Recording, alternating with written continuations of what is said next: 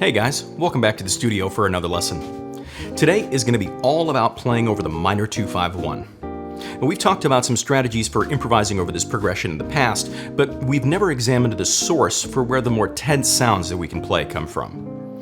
Today, I figured we'd fix that, so I'll be teaching you all about how you can use the half-whole diminished scale in your lines. We'll start out by learning some different fingerings that we can use to play the scale in a couple of different registers of the guitar. Building on that, we'll unpack just a few of the different arpeggios and resolutions that can be found within the scale to get some really unique and super tense sounds. Then I'll show you guys a couple of phrases for both short and long minor 2-5 using the scale. Finally, we'll wrap this all up in our typical way by checking out an etude over the changes to the jazz standard Softly as in a Morning Sunrise. You guys ready? Let's get into it.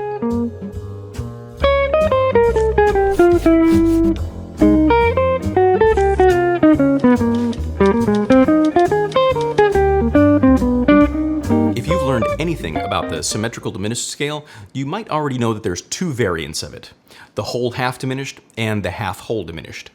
For our purposes today, we're going to be looking at the latter since that's the one that we primarily use over dominant chords. The scale is actually pretty similar in construction to Barry Harris's different scales of chords. If we combine a diminished chord with another one a half step higher, we get all the notes in our scale. This is a super useful improvisational tool since it contains so many different chords. This is on top of the fact that diminished arpeggios are already super useful when playing tensions over dominant chords. Let's start out by checking out a fingering that we can use to play the scale in one position.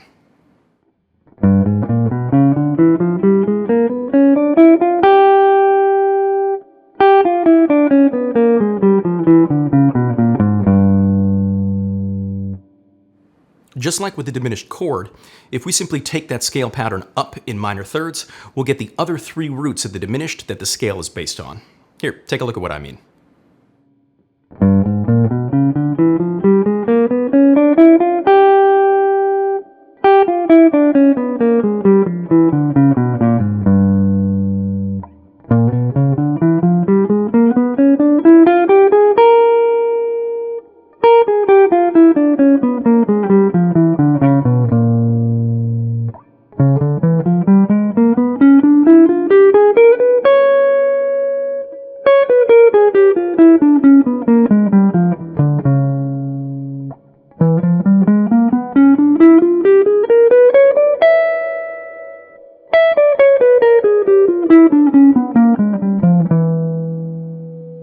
We should also investigate being able to play the scale across the entire range of the instrument. Here's a fingering for how I like to accomplish that. Now pay attention to how I use a technique from some of the larger Segovia scale patterns to make getting back down from the root a little easier.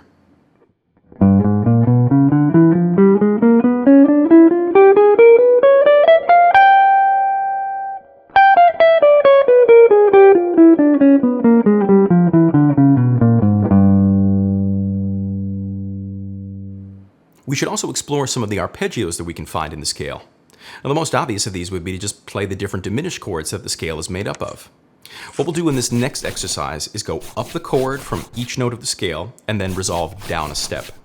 When we do this in the major or minor scales, we get some pretty cogent sounding ideas, but doing this with the diminished scale is going to give us a lot more tense options, and each resolution can point us to a ton of different applications. Take a look at what I mean.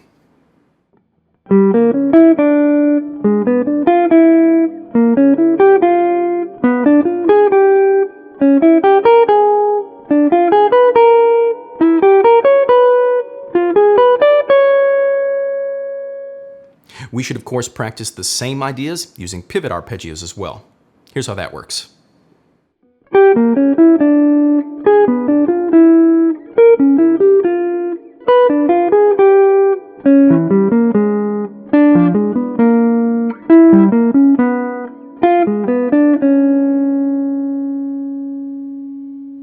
Another thing I like to practice is alternating between two different chord qualities that are found in the diminished scale. In this example, we'll go up a diminished major 7 arpeggio and resolve down. Then we'll play up the dominant chord and resolve that in the same way. These are going to alternate every measure and go up in minor thirds, and we'll get some really unique sounds. It's also a great illustration of how all the chords in the dominant family are related to one another. Check out how that works now.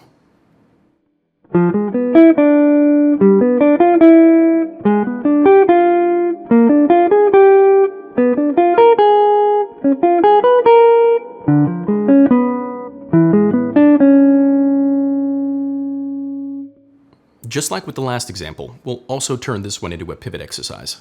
Here's how that works.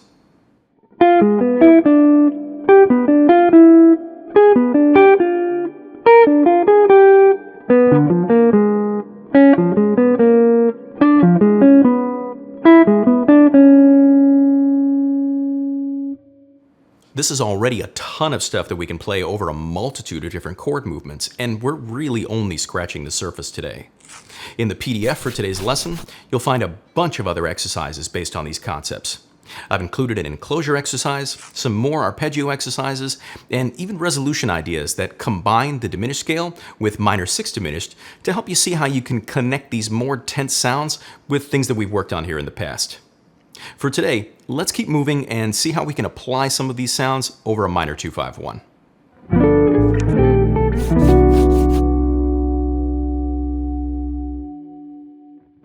When we're learning to make use of a new sound like this, we should really be shooting towards applying it to our improvised solos. To do this, it's absolutely essential to do the work in the previous section, but once we're reasonably comfortable with the sound, we should put it to work in some more practical ways.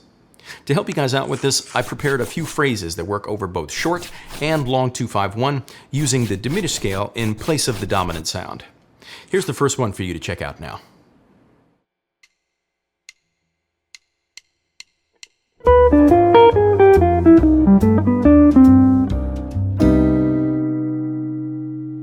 Playing a pivot from one of the diminished major 7 arpeggios and then descending to resolve into the home key is a really effective way to create tension in a line like this.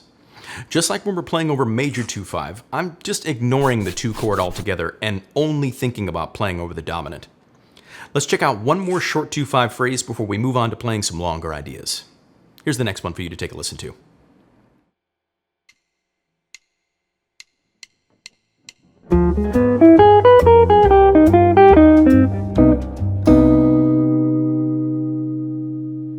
That one uses a similar strategy of playing around with the diminished major 7 sound and then using a melodic pattern to get into the chord tone of a home key by half step.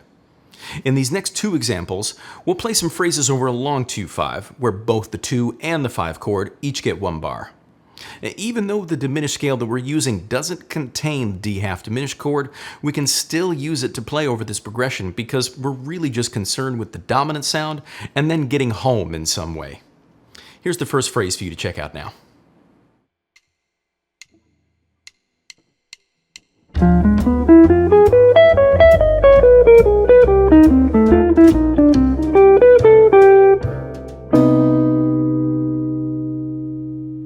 This next phrase is inspired by a lick from Sonny Stitt's solo off the classic recording of the Eternal Triangle. In that context, he's using the scale to play over the first 4 bars of rhythm changes, but we can also use his strategy to get into a tonic minor with a little bit of tweaking. Once we pop out of the diminished run, we'll use ideas from several different minor scale options over the home key. Check out the phrase now and you'll see what I mean.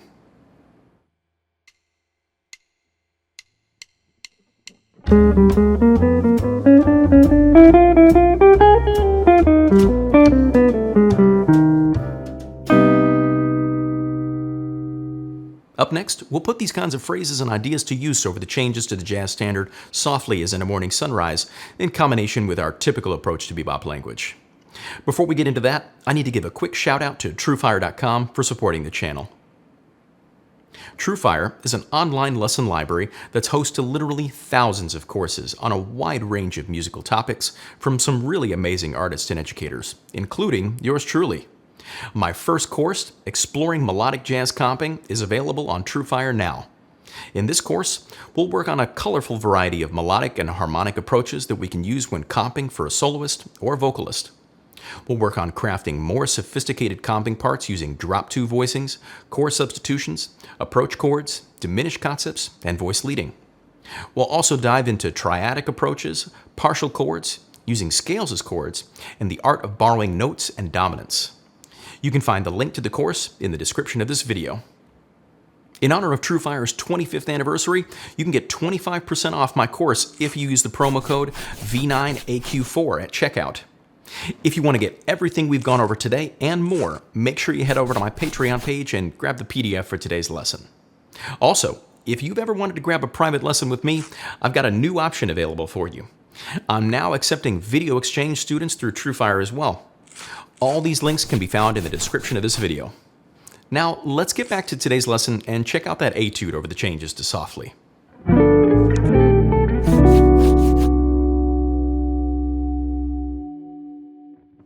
Softly is one of those standards that, on the surface, seems pretty simple to play over.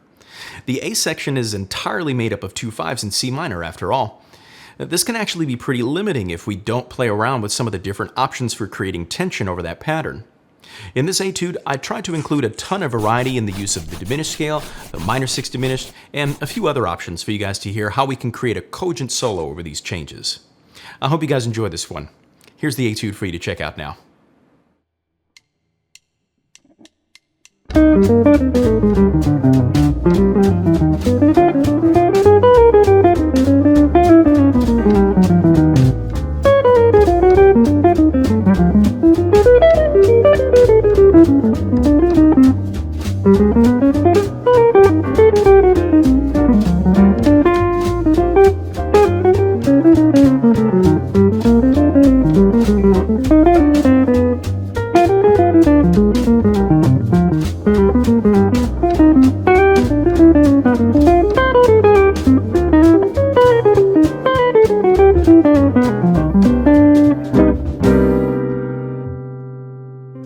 Thanks so much for sticking around all the way to the end of today's video. Let me know down in the comments what you guys thought of this lesson. I hope this stuff has been able to give you some ideas for not only how to use the diminished scale in your solos, but how to practice incorporating these new sounds into what you already play over dominant chords. As always, if you did find today's lesson helpful, make sure you give the video a like, subscribe to the channel if you haven't already, and hit that bell for notifications too. If you want to access the PDF for today's lesson, you can grab that, along with the whole back catalog for all the videos on the channel, for as little as $10 a month over at my Patreon page, or by just hitting the join button right here on YouTube. A special thanks goes out to Ron Maestas, Alf Collins, and Juan Doming for being studio fans. I really appreciate the support. An extra special thanks is due to these studio members for their support as well: Andrew McBride, Aldo Fonseca, Nikita Skachkov, Michael M., Jason Paul Dubois, Ron Askew, Carl Jackson, JP, Pete Lang, Lawrence Beer, Dan Harvey, Johnny Phillips, Raymond Agloro, James Seabury, Bruce Wood, Larry G., Bill Benfield, Benjamin Dockstader, Sean Lepore, Severus Guo, Paul George, Stephen White, Zalkai Zoltan, Apollo Strolevert, Justin Fisher, Milandi Kaiser, Tyler Kosarik, Jesse Cable, David Wortman, Michael LeBroy, Todd Stupnik, Zesoaris, Gia Theobald, Artie Sanchez, Louis Rosen, Stephen Prager, Aaron Walters, Skemster, Everton Armstrong, Stephen Schwartz, Max Irwin, Patrick Caron, David Zuckerbraun, and PH. An extra special shout out to Jazz Luminaire patrons Bill Jacob and Vibhav Babadi. Thank you guys all so much for your continued support. I'm David Shore, and thanks again for hanging with me at the studio today. I'll see you guys next time.